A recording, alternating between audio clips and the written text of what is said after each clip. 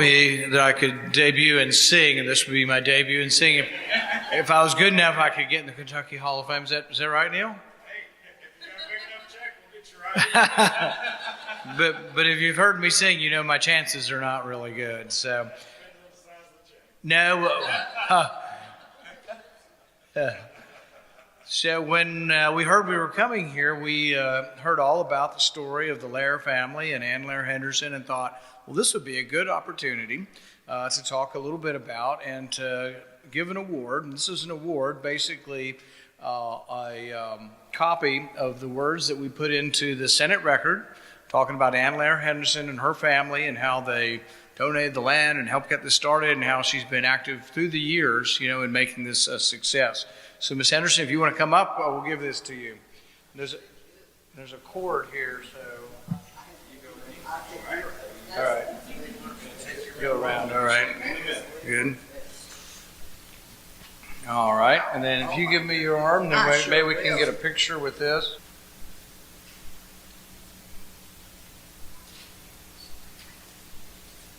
And if you'd like, do you want to give us a word or two? No, sir. You sure? Do you want to sing? No. All right. Here, this is for you. Well, I'll bring it over to your chair. All righty.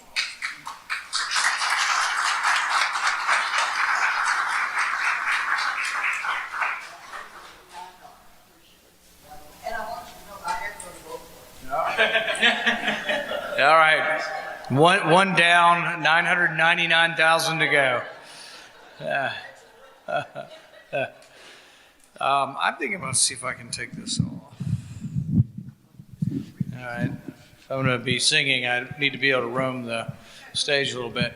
Well, thanks everybody for coming. It's good to be here. It's been a while since I've been here because nobody's been traveling much, and we've sort of held off the last year or so because people have been worried about getting the virus. I think it's getting to the point though where most people have been able to get the vaccine if they want it. I saw a statistic today that 85% of people over 65 have gotten the vaccine. So that's a pretty good number, and I think we're actually heading towards a point where we're going to get beyond this. About a third of the country has had it. 32 million people are recorded to have had it, but the CDC says about twice as many people actually probably have had it. Because a lot of young people have it and they don't know that they've had it. So probably about 100 million people have had the disease, and over 100 million have been vaccinated now. So we're well on our way. Our numbers are doing very well as far as daily incidents, down dramatically from January. The deaths are down dramatically. There still are a few things, though, if you know people who get it, that I think are worth stating, because they haven't, I don't think, done a very good job on television, and a few people, we won't name any names, Dr. Fauci, but a couple of people, there's some important things they could tell us. And really, probably more important than some of the things he's been saying is that if you get sick with COVID, there is a treatment. And you have to get the treatment within a window of time. And you can watch TV all day and you'll never hear anybody saying this, but this is absolutely without question true. You have a window of time as you start to get, some people don't get it in their lungs. So they get achiness and fever and they never really get a cough. If you get a cough and your cough's getting a little worse, like an early bronchitis, you don't even need a doctor to tell you this. You're getting a cough, you're not feeling that well. In the early stages, you go in, they give you monoclonal antibodies, and this is what President Trump had, Chris Christie had it, Giuliani got it. All of them had both age and maybe a few extra pounds, and they all got better. And that's the other thing you need to know, that a risk factor is weight. So I had somebody that I know that was early 40s but was overweight and got very sick. So weight's a big risk factor. It's age first and then weight. And if you've got both age and weight, you got the double whammy. But if you get sick, there is something. The other good news that isn't reported enough about this is actually the death rate's gone down dramatically. So back in March of last year, when we had the worst time of this, we were getting like 30,000 people a day diagnosed with it. In January of this year, we were getting 300,000 people diagnosed with it. So 10 times more people, but about the same amount of people per day dying. What does that mean? It means the death rate is about 10% of what it was last March. When it first got here, New York, New Jersey, it just ran rampant. And there were some mistakes made. Putting people back in the nursing home, probably not a good idea. It turns out that in a group setting, the thing spreads like crazy. But the good news, I think we are getting beyond this. For the sake of music, I think it's time to start having performances. For goodness sakes, we got pretty good weather. There shouldn't be any restriction on outside. I think the chance of catching something outside is virtually zero. And even the CDC, which has been a little slow to recognize these things, is starting to recognize that. So are there still rules in place that say you can't have outside performances? Or?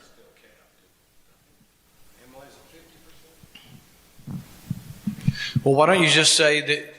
Why don't you say your capacity is twice what you think it is, and then when you get 50%, you're getting 100% of what you normally get. There's got to be a way around it.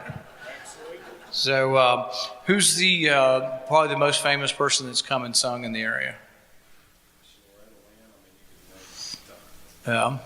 Is Chris Stapleton in the Kentucky Hall of Fame? He is not, but we're working on it. What do you have to do? I mean, you elect him in with your board, and then he has to accept to be in, or what has to? Right.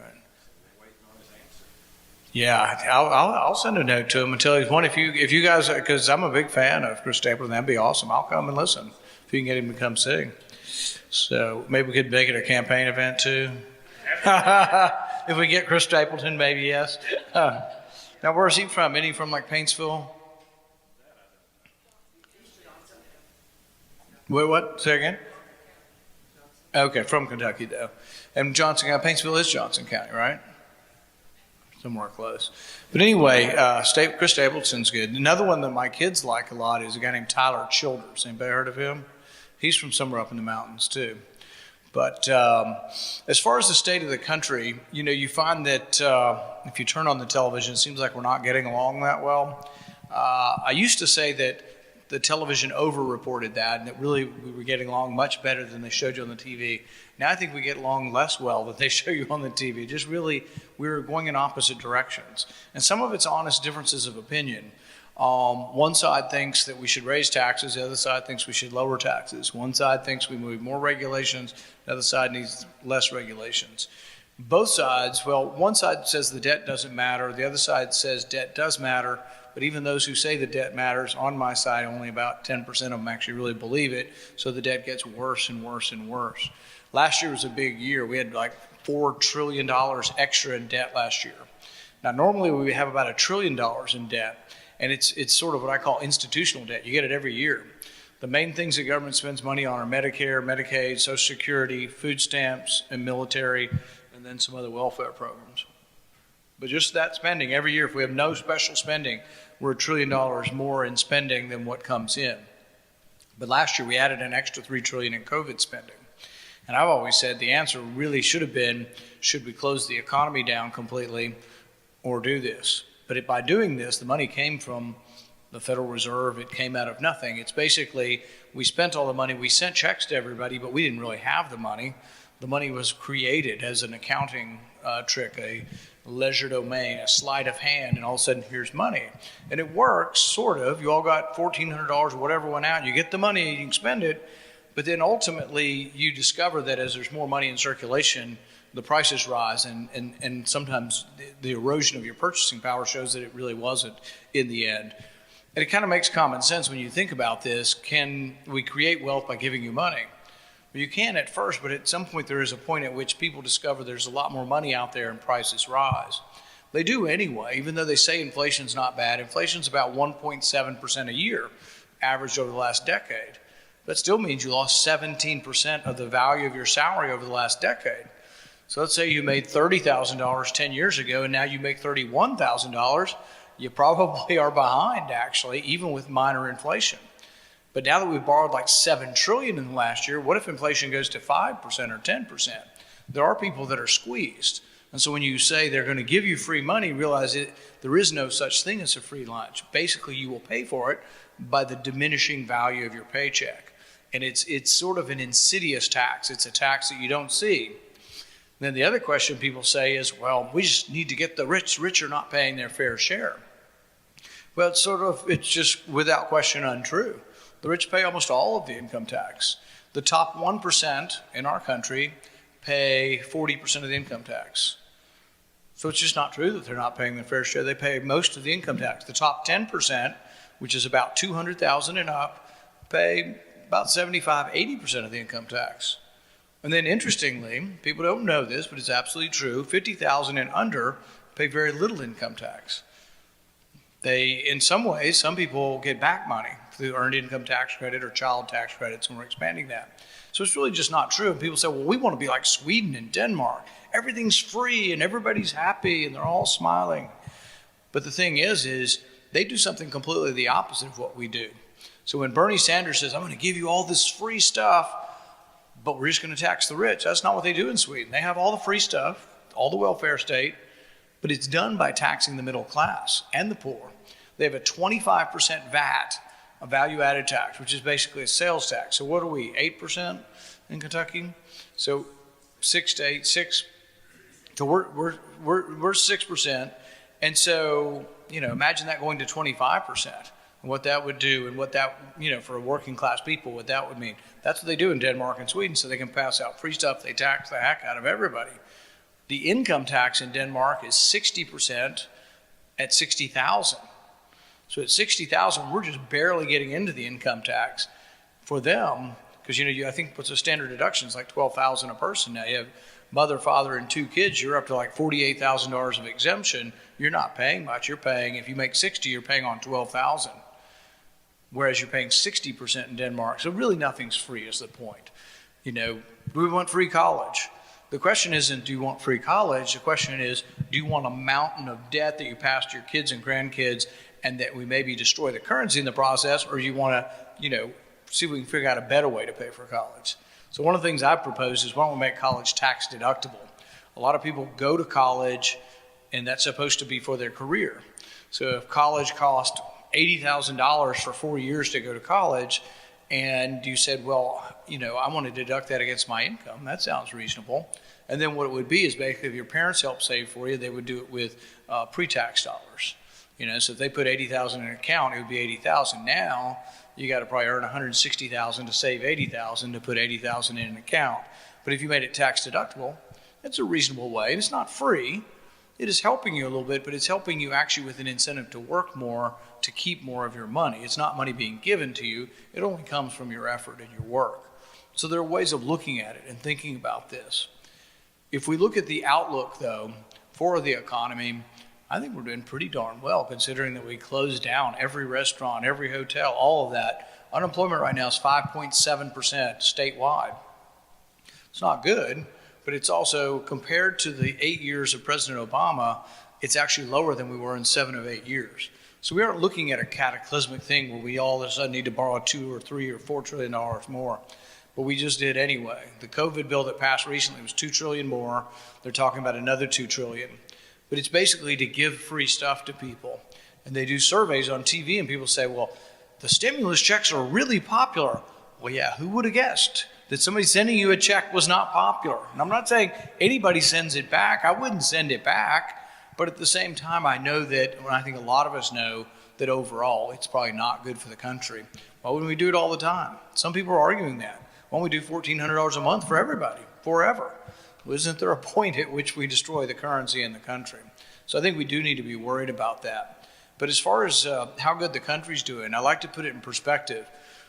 When the Industrial Revolution started, like in around 1820, they measured unemployment and poverty. And they measured extreme poverty as living on less than $2 a day. And about 1820, 95% of the world, 98% of the world lived in extreme poverty, subsistence level. People could barely get enough food.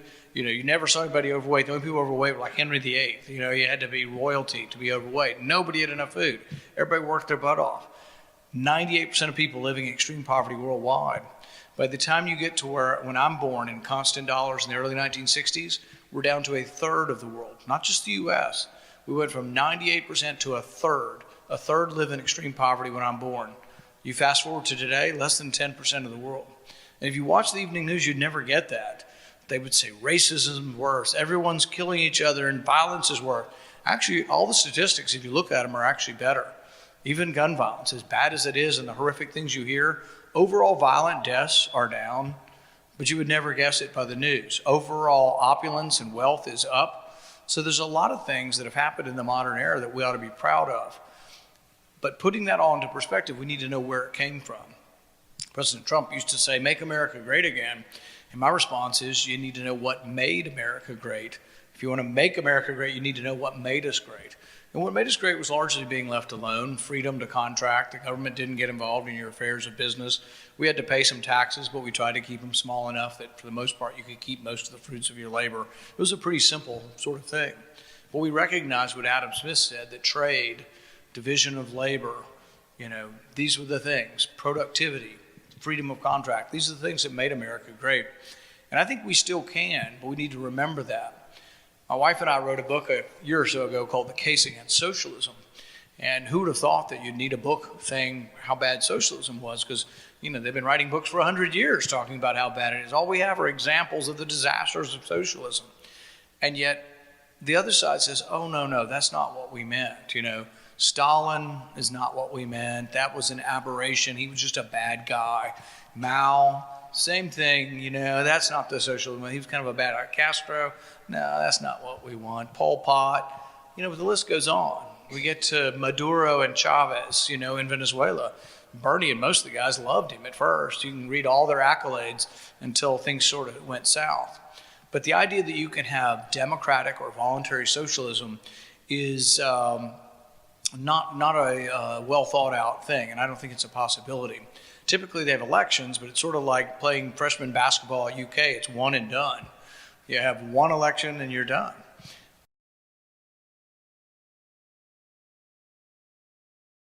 Sort of limiting their ability to accumulate power. But if we don't recognize that and we think there's some sort of kinder, gentler socialism, we're ignoring history. And the scary thing is the polls of young people are now finding that over half of young people think that socialism would be a good thing to try. But in our book, we start out with the stories of Venezuela, and we start out with the story of a 16-year-old girl who's in a gang, and there's 4 or 5 people in the gang, but their job is to defend their turf, which is 4 dumpsters besides restaurants, so they can get the food thrown out. That's what they're eating. There are people eating their pets in Venezuela because socialism doesn't work. But Venezuela sits atop more oil than Saudi Arabia. They were the richest country for 100 years in South America, and yet they've gone to chaos. Inflation 1,000-fold a month.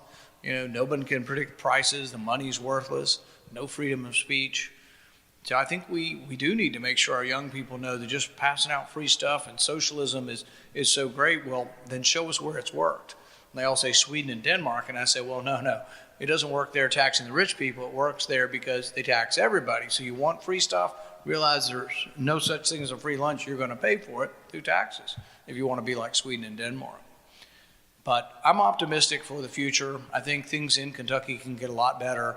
We have to use some common sense and get beyond, I think, anybody who's doing the fear-mongering towards the disease. It is a real disease. I lost 2 friends to it. It is a real disease. We should be careful and cautious of it. But we shouldn't come up with rules and ideas that have nothing to do with the facts. And so we're going to have a really big vote coming up in the Supreme Court in June. It's going to be about whether or not the state legislature can restrict the emergency powers the governor has. He basically has said he has the ability to determine concert venues, restaurant venues, hotels, all of these things. The legislature came in, abbreviated his powers, and he said, I'm going to sue you. So he's suing the legislature right now, and that case is going to come to the Kentucky Supreme Court. He's arguing, and Josh will tell you this, he's arguing that he has inherent powers, that God anointed him with powers that are not in the Constitution, but that are his and cannot be abbreviated by the legislature. This goes against every fundamental precept of the division of power, of checks and balances. And so this case is incredibly important. If you know people in the Supreme Court, there's not many of them, there's 7 of them. If you see them in the grocery store, you tell them, this is about the most important thing that you can think about. It's going to be the most important decision in a generation. And we can't have a country that has no checks and balances, or a state that has no checks and balances. So I think y'all have done a great job, but it worries me, and people should watch this case, because if the Supreme Court decides they cannot, they gave him the power. They gave the governor these powers in the 1990s, and all they did was amend their own statute. And the Supreme Court says they can't do that, we've got a real problem. People want to accuse President Trump of being an authoritarian. Well, what is more authoritarian than a governor saying he doesn't take any restrictions by the state legislature, and that he's going to make up all the rules on how many people can be in a hotel or restaurant forever. That is unbounded power that we have to do something about. So I would definitely talk to your state representatives about this and watch this case, because this is going to be before the Kentucky Supreme Court in June. But overall, I am optimistic towards the future. I think that as we move forward, there's a lot of great things about the country, and we shouldn't let people tear down the country. We need to be talking about what a great country we have and where we go in the future. Thank you all for coming out.